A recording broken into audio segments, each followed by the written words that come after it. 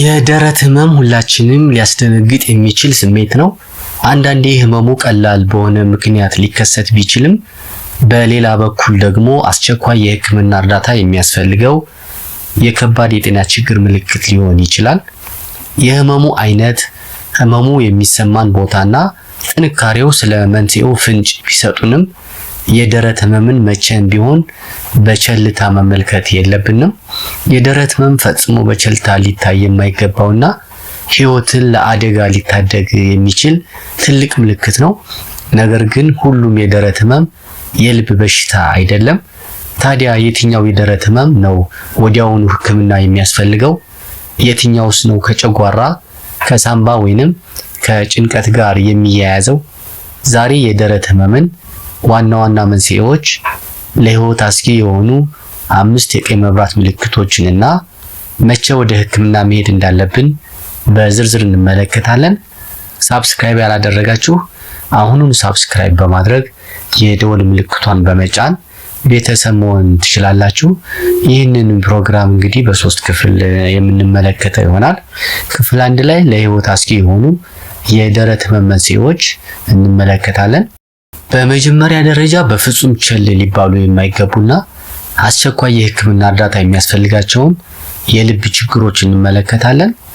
የመጀመሪያው የልብ ድካም ወይንም ሃርት አታክ ይባላል። ወደ ልብ ጡንቻዎች ደምና ኦክሲጂን የሚወስዱት የደም ቧንቧዎች በስብ ፕለግ ወይንም በደም መርጋት ምክንያት ሙሉ በሙሉ ሲዘጉ ይፈጠራል። የልብ ጡንቻዎች ኦክሲጂን በማጣቱ መሞት ይጀምራሉ። የህመሙ ባህሪ፣ ህመሙ በደረት መሃል ወይንም በግራ በኩል የሚሰማ ከባድ መጨመቅ፣ መጫን ወይንም ልክ እንደ ከባድ ዕቃ ደረት ላይ እንደተቀመጠ የሚሰማ ስሜት ነው። ሁለተኛው አንጃይና ይባላል። የደም ቧንቧዎች መጥበብ ምክንያት ልብ በቂ ደም ሳያገኝ ሲቀር የሚመጣ የደረት ህመም ነው።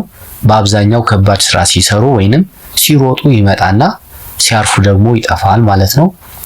ሌላኛው የልብ ዋና የደም ቧንቧ መላጥ ወይም ደግሞ አኦርቲክ ዲሴክሽን ይባላል። ይህ እጅግ አደገኛና ከባድ የሚባል ችግር ሲሆን ከልብ የሚወጣው ትልቁ የደም ቧንቧ ውስጠኛው ክፍል ሲቀደድ የሚፈጠር ነው። ህመሙ በጣም ኃይለኛና የደረትን ሰንጥቆ ወደ ጀርባ የሚሄድ ስሜት አለው። ክፍል 2 ላይ ደግሞ የምንመለከተው ለህይወት አስጊ ያልሆኑ ሌሎች የደረት ህመም መንስኤዎችን እንመለከታለን። ደረት ላይ የልብ አካላት ብቻ ሳይሆኑ ሳምባ፣ ጨጓራ፣ የደረት አጥንቶችና ጡንቻዎች ስላሉ ህመሙ ከነዚህም ሊመነጭ ይችላል። ስለዚህ ከነዚህ ምክንያቶች አንዱ የጨጓራ አሲድ ወደ ላይ መመለስ ሊሆን ይችላል። የጨጓራ አሲድ ወደ ላይኛው የጉሮሮ ቧንቧ ሲመለስ በደረት ጀርባ የመለብለብና የማቃጠል ስሜት ይፈጠራል። ብዙ ጊዜ ምግብ ከተበላ በኋላ ወይንም ወደ ጎን ሲተኙ ይብሳል። ይህም ከልብ ህመም ጋር በጣም ይመሳሰላል ማለት ነው። ሌላኛው የጡንቻ የአጥንት ህመም ነው።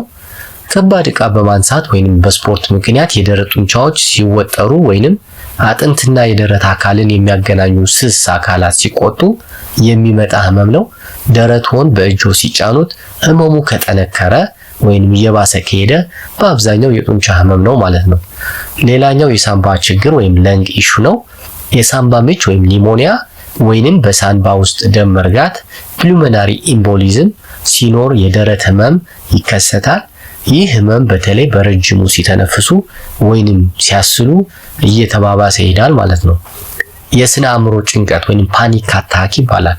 ከፍተኛ ፍርሃትና ጭንቀት ሲኖር የልብ ምት በፍጥነት ይጨምራል፣ መተንፈስ ይከብዳል፣ ደረትም ይጨነቃል።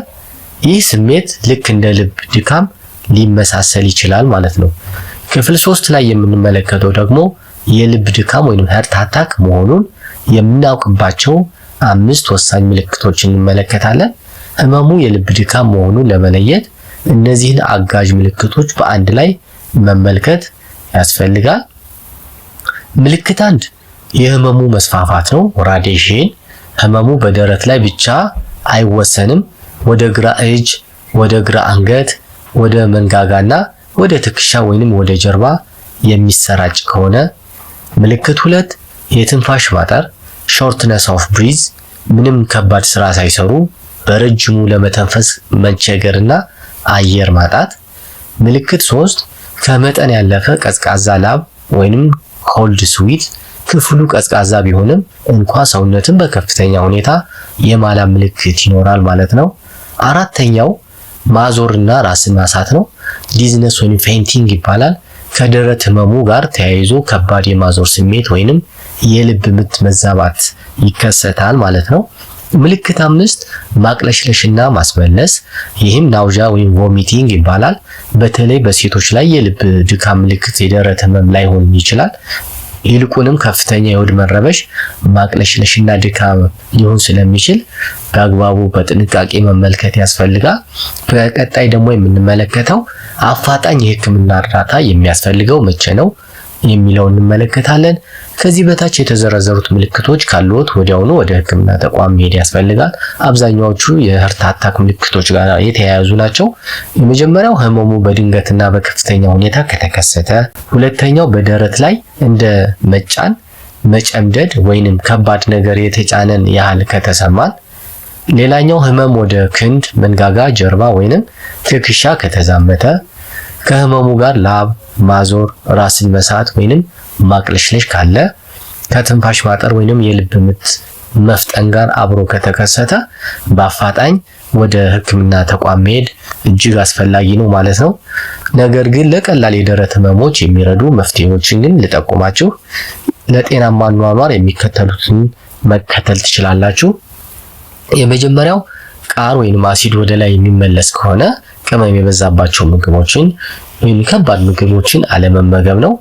ሌላኛው ጭንቀት ለመቆጣጠር ይሞክሩ፣ እንዲሁም በቂ እንቅልፍ ያገኙ። የአካል ብቃት እንቅስቃሴን ሲያደርጉ ደግሞ ትክክለኛውን መንገድ በመጠቀምና ባለሙያ በማማከር ቢሆን የተመራጭ ይሆናል። ሲጋራ ማጨስን ማቆምና የአልኮል መጠጥን መቀነስ ደግሞ ሌላኛው መፍትሄ ነው።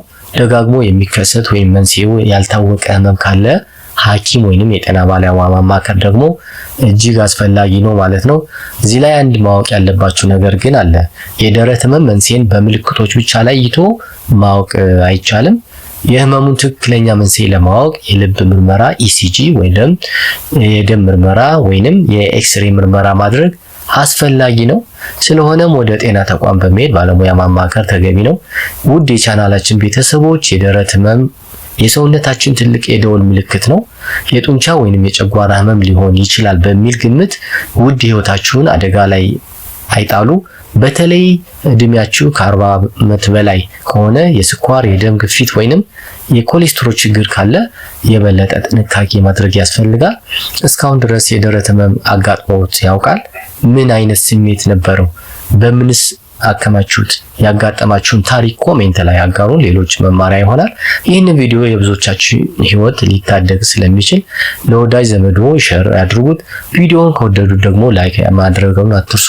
በሚቀጥለው ሳምንት በሌላ ጠቃሚ የጤና መረጃ እስክንገናኝ ጤና ለእናንተ ይሁንላችሁ። ቻው።